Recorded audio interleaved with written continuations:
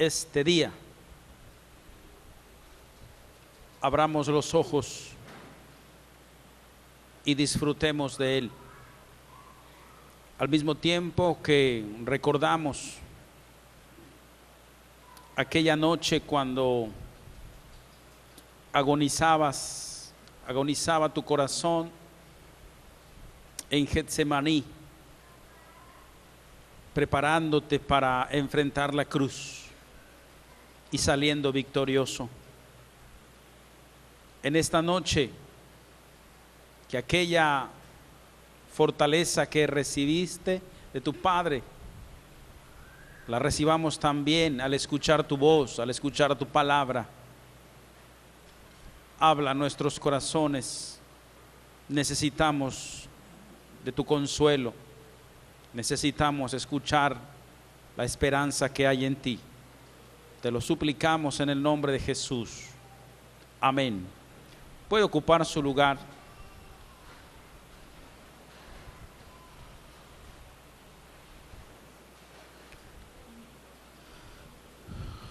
El pasaje que que acabamos de leer, en realidad es bellísimo. Tiene inmensa riqueza y que se podría presentar en distintos mensajes. Pero hoy quiero concentrarme en una frase del Señor Jesús que sin duda también nos hace reflexionar, al mismo tiempo que nos anima a imitar a Jesús nuestro Salvador. Repito, una frase que nos va a hacer reflexionar, al mismo tiempo nos va a animar. Y la frase es: ¿cómo la respondería? Así que no habéis podido velar conmigo una hora. ¿Cómo usted respondería a esta pregunta del Señor Jesús? Así que no han podido ustedes velar conmigo una hora. 60 minutos. ¿Qué podemos hacer con 60 minutos? Déjeme recordar algo que algunas personas podrían hacer con 60 minutos. ¿Puede usted imaginar lo que Lionel Messi puede hacer con el balón con 60 minutos en el Barcelona? Hace poco escuché que decían de él que él jugaría en el Barcelona aunque le paguen €1 y que ahí va a terminar su carrera. Pero usted que lo conoce, con 60 minutos puede acabar a cualquier rival.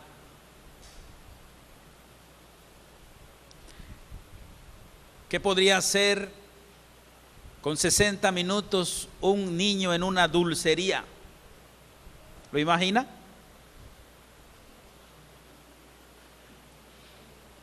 O un joven en una de esas casas de videojuegos. ¿Qué puede hacer un joven? Va a ser casi imposible arrancarlo de uno de esas máquinas. ¿Qué pudiera hacer el Chavo del 8 frente a una mesa de paletas y tortas de jamón? ¿Qué puede hacer el Chavo del 8? ¿Qué puede hacer Garfield en una mesa repleta de lasaña? ¿Qué puede hacer el presidente Maduro sin Guaidó y sin aquellos que según él lo acosan? ¿Puede usted imaginar? Veamos lo que hizo Jesús. Tenemos que ser sinceros, no podemos saber con exactitud cuánto tiempo pasó Jesús orando en Getsemaní. Pero el pasaje dice que por lo menos pasó 1 hora. Verso 40, eso es lo que está reportando. Y repito, ¿cómo respondería usted a esta pregunta? Así que no han podido velar conmigo 1 hora. Este pasaje es bellísimo porque resalta la importancia que el Señor Jesús le da a la dependencia con su Padre, a la oración. Este es un pasaje en el cual nosotros debemos acercarnos como Jesús lo hizo, de rodillas. Pero antes, vamos a meternos un poco al ambiente de aquella época, el Getsemaní. En la ciudad de Jerusalén, en verdad no había jardines de tamaño considerable, porque era una ciudad ubicada en la cima de una montaña y no había sitio para los espacios abiertos. Todos los metros cuadrados eran valiosos para la construcción.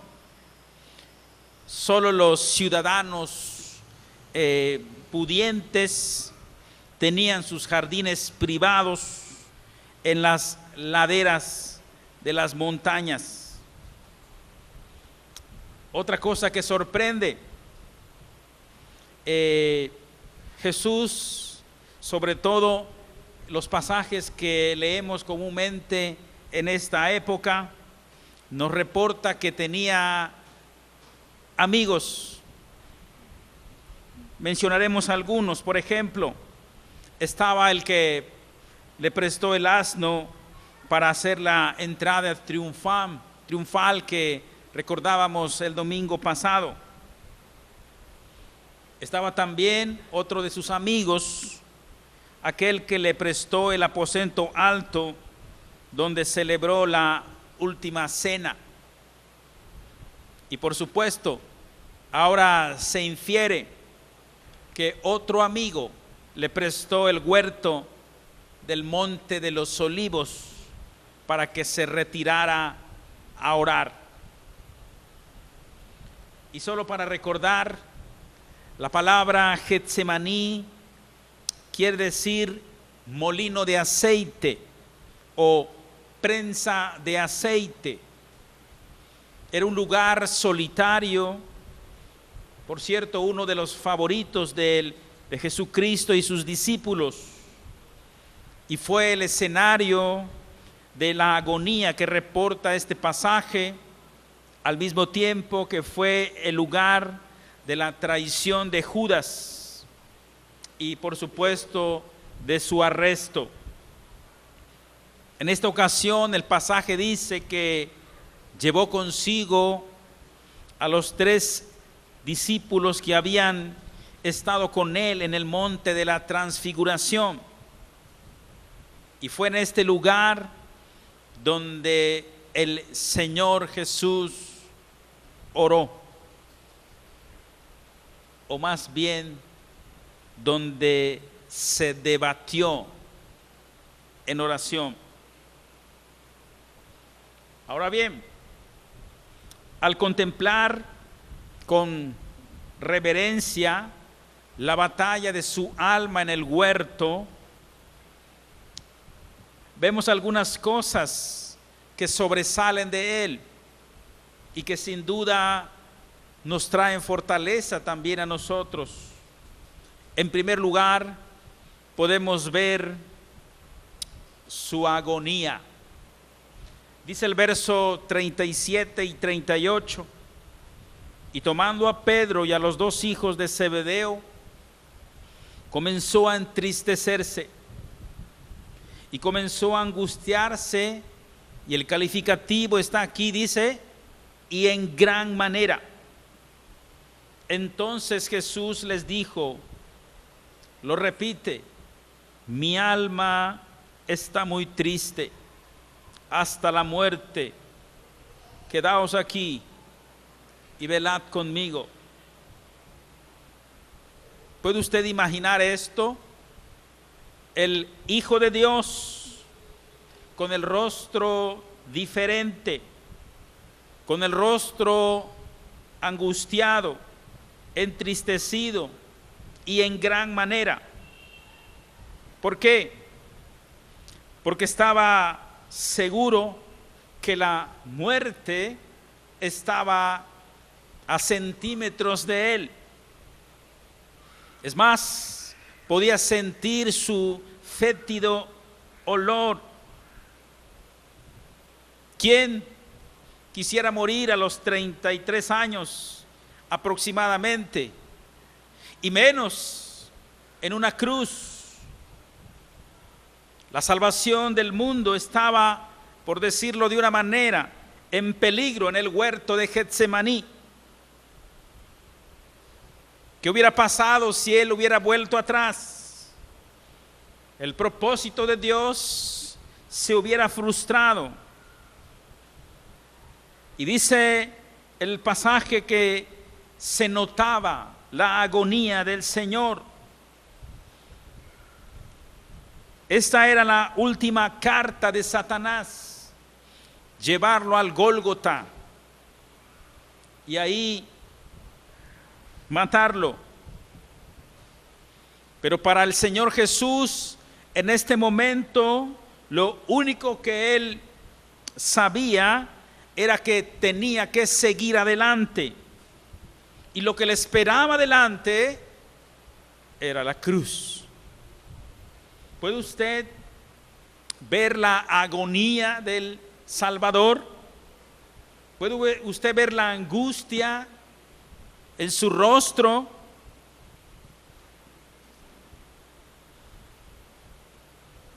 Y esto tiene que ver con nosotros. En algún momento de nuestra vida enfrentaremos tristeza, angustia.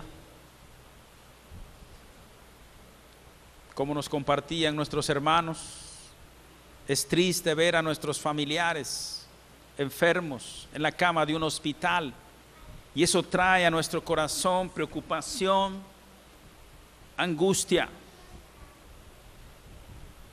La he vivido de dos maneras, o más bien de muchas maneras. Cuando mi mamá estuvo delicada, internada, recorrer los pasillos del Seguro Social en verdad no es nada agradable. Lo que ahí se ve es triste, trae preocupación, trae angustia. Lo viví de manera personal cuando los doctores me decían, tiene usted que salir a caminar de a 15 a 20 minutos todos los días. ¿Y dónde voy a caminar si mi cuarto era?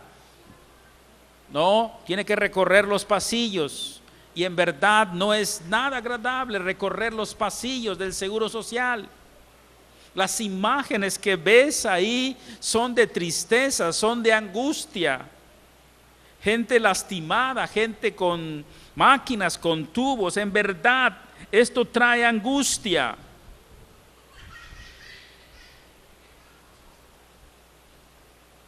Aquí vemos a Jesús aprendiendo la lección que todos los seres humanos vamos a aprender algún día.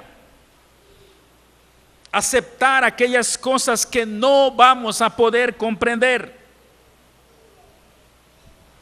Y lo único que al Señor lo mantenía adelante era que Él anhelaba hacer la voluntad de su Padre.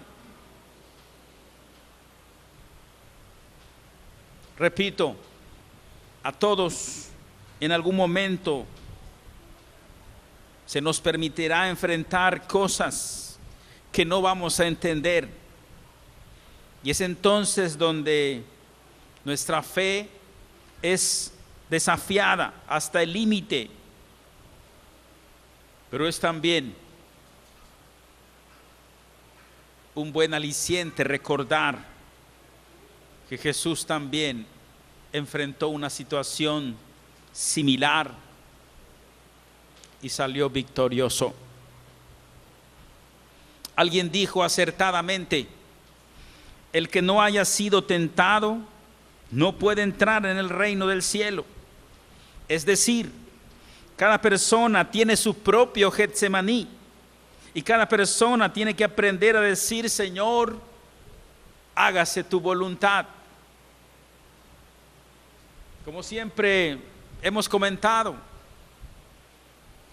no sabemos lo que nos va a tocar en el ocaso de nuestra vida. Esto es lo que recordábamos en la serie del Salmo 23. ¿Qué es lo que le va a tocar a usted en el ocaso de su vida? Y eso le va a traer angustia, preocupación, agonía. ¿A dónde va a recurrir? ¿Dónde va a estar su fortaleza? ¿A quién va a acudir?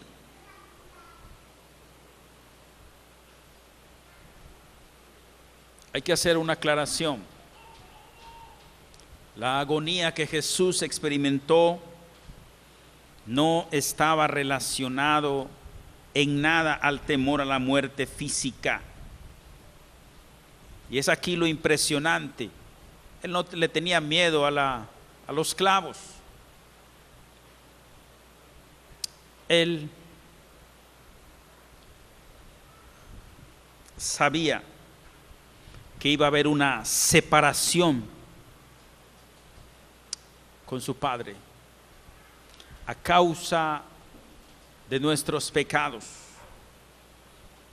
Esa comunión que siempre había existido, esa comunión que le caracterizó todos los días. En la cruz se iba a dar una ruptura, porque el pecado jamás puede estar ante la presencia de Dios. Él es santidad perfecta. Pero en ese momento los pecados de la humanidad iban a hacer esa separación en la comunión con su Padre. Y solo para recordar, esto es lo que es el infierno, el lugar donde ya no va a estar más la cobertura de Dios. Como hemos dicho, en estos momentos la humanidad cuenta con el favor de Dios. Como dice la Escritura, el sol sale para justos e injustos. Eso es la cobertura y la gracia de Dios. Pero el infierno es aquel lugar donde ya no va a estar la cobertura de Dios. Y esto es lo que había separado a Jesucristo de su Padre, y por eso dice la Escritura que Él se encontraba angustiado en gran manera. Por eso la Escritura dice que al que no conoció pecado, por nosotros lo hizo pecado, para que nosotros fuésemos hechos justicia de Dios en Él. Y esto era lo que le angustiaba.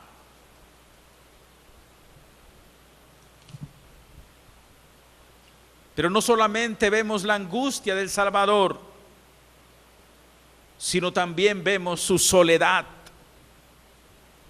Verso 36 dice: entonces llegó Jesús con ellos a un lugar que se llama Getsemaní, y le dijo a sus discípulos: sentaos aquí, entre tanto que voy allí y oro.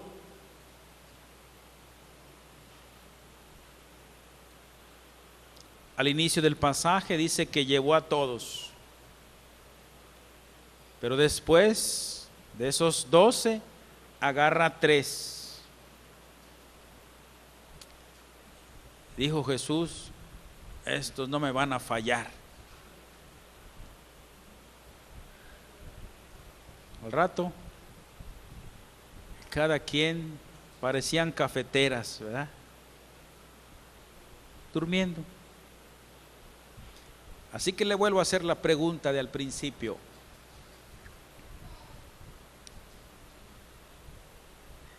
¿acaso no han podido velar conmigo una hora?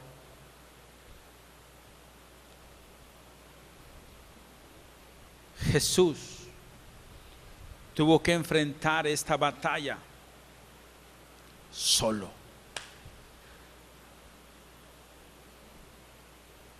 El pasaje dice que era tanta su angustia que tuvo que recurrir 3 veces a su Padre.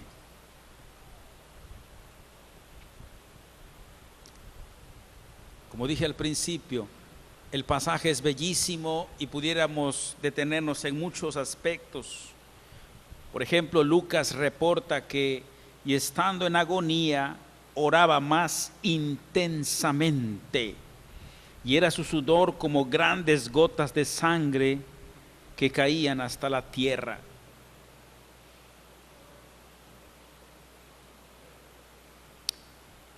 Y eso también es verdad para todas las personas. Hay algunas cosas que una persona tiene que sufrir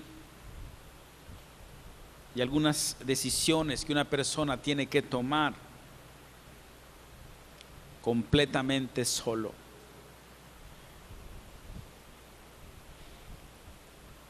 Hay momentos cuando nos fallan los amigos, las amistades, los familiares. Tengo un recuerdo de mi abuelita Albertina Domínguez Lugo, allá en Salto de Agua.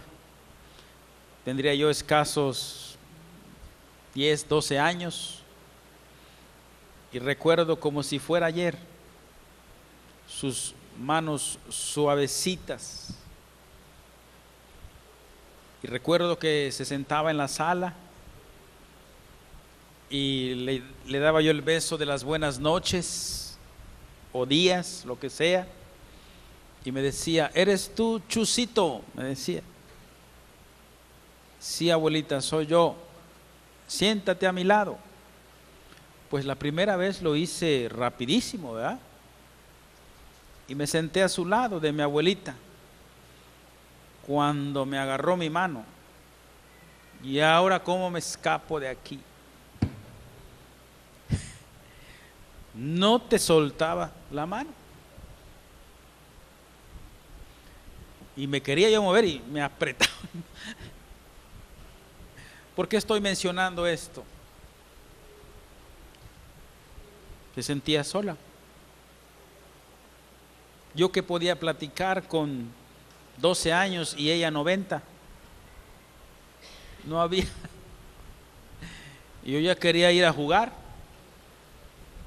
y me quería parar y me apretaba mi mano. Es un ejemplo de que estar solo es terrible. ¿Dónde estaban las multitudes que había sanado? ¿Dónde estaban aquellos que había alimentado? Pero de nuevo vemos que Jesús venció la soledad orando a su Padre. He aquí, la hora viene y ha venido ya, en que seréis esparcidos cada uno por su lado. Me dejaréis solo, mas no estoy solo, porque mi Padre está conmigo. Esto había declarado en pasajes anteriores. Y repito, hay aspectos de la vida donde nadie nos va a acompañar. Hay aspectos de la vida donde aquí no es el parentesco, la posición económica, el color de piel, la iglesia. Vas a estar solo. ¿Cómo lo vas a enfrentar? Y es aquí donde el consejo de Jesús es vigente para nosotros. Es importante que nosotros tengamos una fuente a donde acudir para tener la fortaleza para enfrentar las dificultades de la vida. No solamente vemos su angustia ni su soledad, también vemos su valentía. Vean lo que dice el verso 45 y 46. Entonces vino a sus discípulos y les dijo: dormid ya y descansad. He aquí ha llegado la hora, y el Hijo del Hombre es entregado en manos de pecadores. Levantaos, vámonos. Ven, ahí viene el que me va a entregar. La hora de la oración había terminado. Es momento de la acción. Y esto es fantástico, que esto es lo que debe hacer la oración. Cuando nosotros venimos a Él y entregamos nuestras cargas, como hemos dicho en algunas otras frases, la oración es el lugar donde nuestras cargas cambian de hombros, de los nuestros a los del Padre. Esto es lo que debe estar sucediendo con nosotros.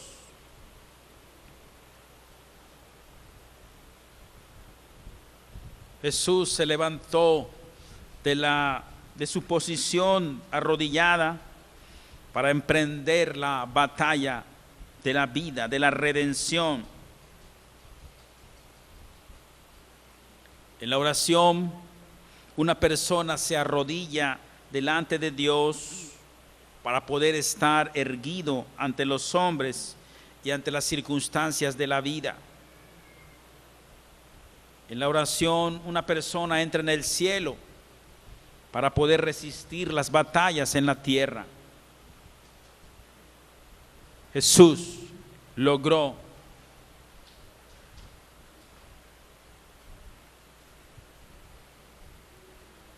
la obra de redención de rodillas. Si usted es observador, el Señor Jesús inicia su ministerio, ¿cómo? Orando. Se retira al desierto.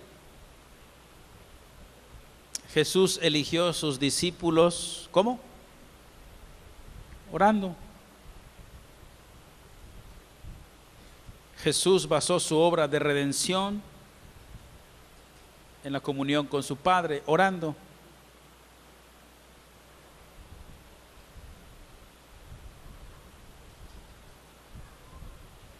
Así que no habéis podido velar conmigo una hora. Y me encanta lo que dice John Piper. Una de las cosas de las que Facebook, Twitter, WhatsApp va a demostrar en aquel día es que la falta de oración no fue por falta de tiempo. ¿No es así? Una de las cosas que Facebook, Twitter, las redes sociales van a demostrar que la falta de oración, la falta de comunión con Dios no fue por falta de tiempo. Esta es la aplicación de esta noche. Las cosas que valen la pena, por lo menos deberíamos dedicarle una hora todos los días. ¿Puede usted imaginar una hora de devocional personal? ¿Puede usted imaginar una hora de devocional familiar?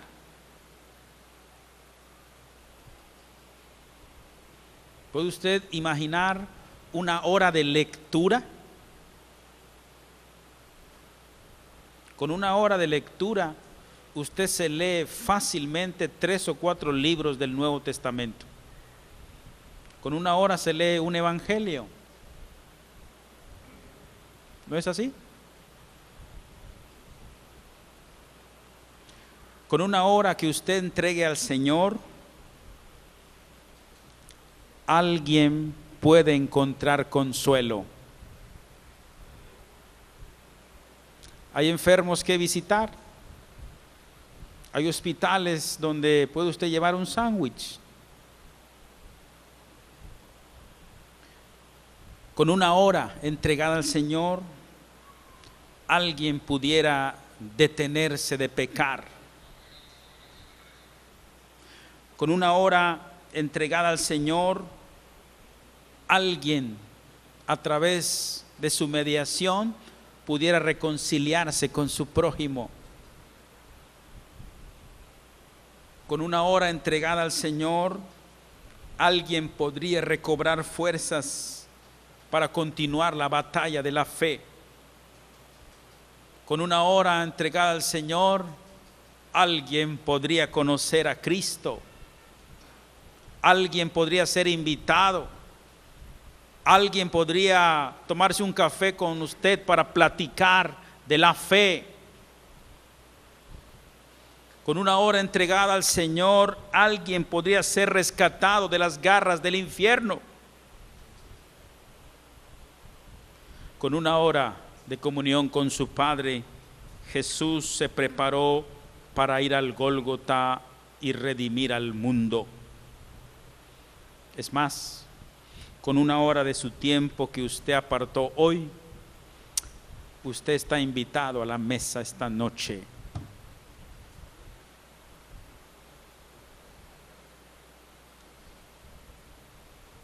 Jesús enfrentó la agonía en Getsemaní, apartando un momento. Que en esta noche usted pueda apartar cada día un momento para fortalecerse. Que usted esta noche pueda recordar a través de este mensaje que lo que nos va a tener de pie frente a las dificultades no es nuestro dinero, no son las amistades, sino la gracia del Señor obrando en nosotros, la comunión con Él. Amén. Que Dios bendiga y confirme su palabra y le dé aliento